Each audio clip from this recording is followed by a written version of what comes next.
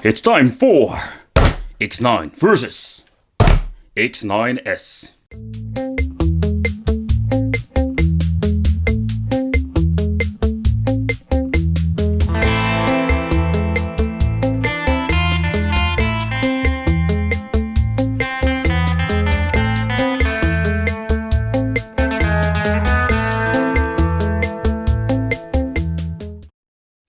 Welcome to the Wicked Gamer and Collector. Welcome back to the YouTube channel. So in today's video we are going to talk about the X9 versus the X9S, or the old model against the new model. We're going to do a little bit side-by-side comparison. What are we going to get? Are there big improvements? What did they change? And if you have this old version and you're thinking of making an upgrade, is this worth your money? So stay tuned. And if you're new to the channel, don't forget to subscribe and hit the little bell. And let's go with the show. Normally also we'll do a very extended comparison with the box, but what you can see here, we have two different boxes. This is because the X9 is from Datafrog and the X9S is from a store I have never heard of. So nevertheless, the box itself, nobody cares about the box. Let's check out the product. As I'm making this overview, you can already see some differences. They did indeed change the total outer shell. The first one, I would not say it looked like a PS Vita or PSP. I don't think so, but if you look at the newer version, it indeed looks like a PS Vita. They're still using this 4 buttons that they call a D-pad. With the new version at the right, the blue one, you can see they made these crystal clear buttons. I personally like it. The black one, the original one, doesn't have a return button. And if you look at the blue version here, you see they moved a button under the left joystick, or the left rocker, how they like to call it. So if you take a close look at the button quality, have both this, let's say, clickish, cheap clickish feeling to it. But the first thing I'm noticing, this have these cheap wiggly buttons. I hope you can see it on the camera. And these feel way better. These feel a little bit sturdy. The analog stick, yeah, what can you expect from a cheap device like this? They're both, would not say horrible, but they feel like a cheap joystick. So for the money, this is what we're going to get. And of course, this serious. Oh man, how clickish can it be? So if you look at the right side, they did some small changes. For example, we're having different buttons here. The funny thing is, I think these buttons are having a way better touch to it. Let's say there are less pressure on the buttons, so I think they are more comfortable when you're playing and pressing them. They removed the volume control.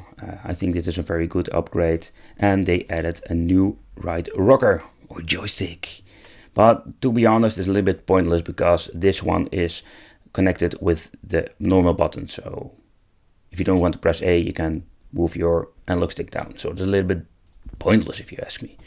We're having here the start and select button. They did make it a little bit bigger, if you can see there, and they work way better. So this is something that they indeed improve.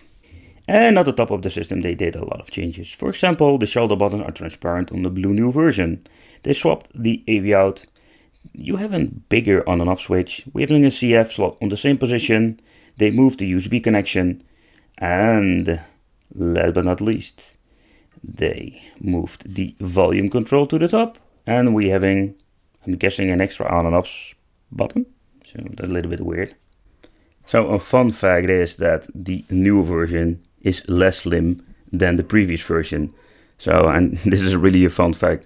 Normally, when you're having a better model, we have more like a slimmer model. It's more compact, but no, they choose to make it a little bit bigger. So if you take a close look at the back, they also did some changes here because the shell is totally different. This one looks more like, yes, a PSP. They ripped off this little grown ring from the PSP. And here at the right side, they ripped off the PS Vita. So both these still having crappy camera.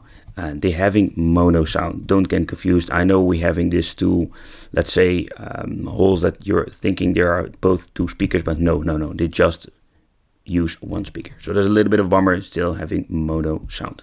The screen on the new version is a little bit bigger. Something I think you cannot even see on the camera. But if you look at the view angle, they did improve the LCD screen. That is one thing to be sure about. So if you take a close look at the menu itself, it's exactly the same. Then there's the question, are they even using the same software and firmware on this thing? So if you look at the internals, you can see they are using exactly the same firmware version. And even the amount of storage is exactly the same. So the internals, they can say a lot of things, but I think there are not a lot of changes over here. So in this part we are going to check out the emulation of this thing. Did they even improve this one? I'm guessing not, because they use the same firmware. But still, nevertheless, maybe they changed out the emulators on the device. So we're going to do a little bit of side-by-side testing. Did it improve? Alright, let's go.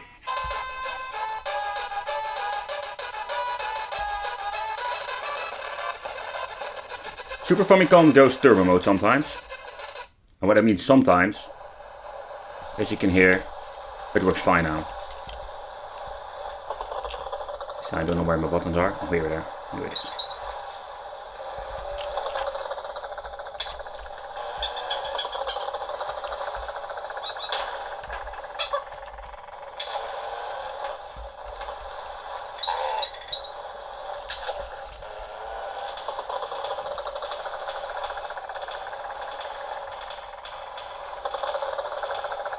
Alright, sounds good, this part.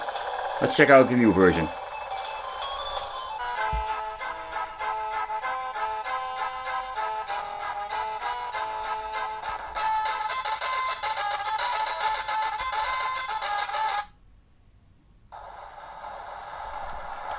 So basically it runs the same. Turbo mode sometimes, when I'm playing a game, it's running better.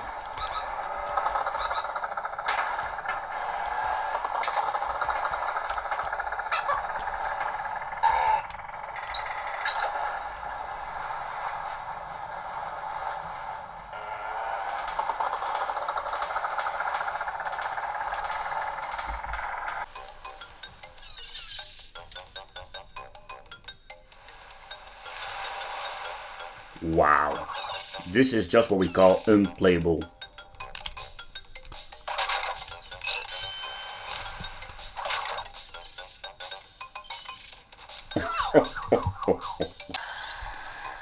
So yeah, if you look at the emulation of the PlayStation, as you can see, it runs like crap on the new version.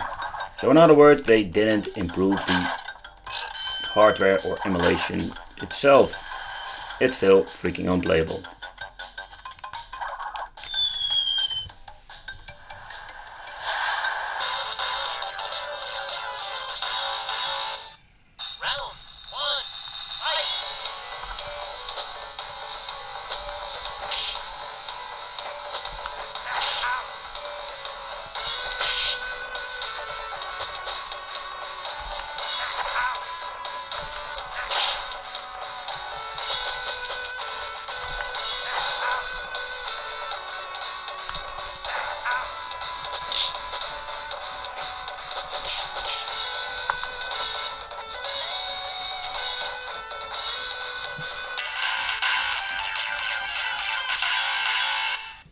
Round one, fight!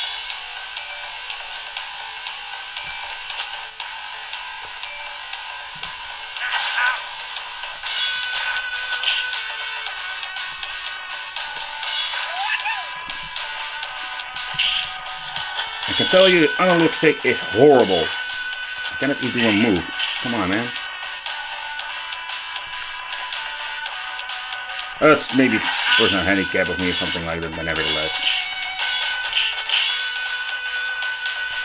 Very sensitive, as you can see.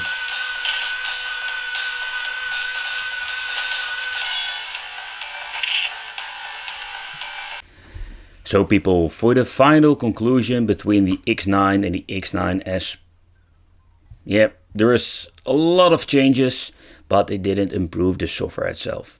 So what you see is what you're going to get. It's a little bit of a bummer. The X9 was a very decent product for the money. And the X9S, they did improve a lot of things. The screen, as you can see, is a little bit better. The shell itself is totally different.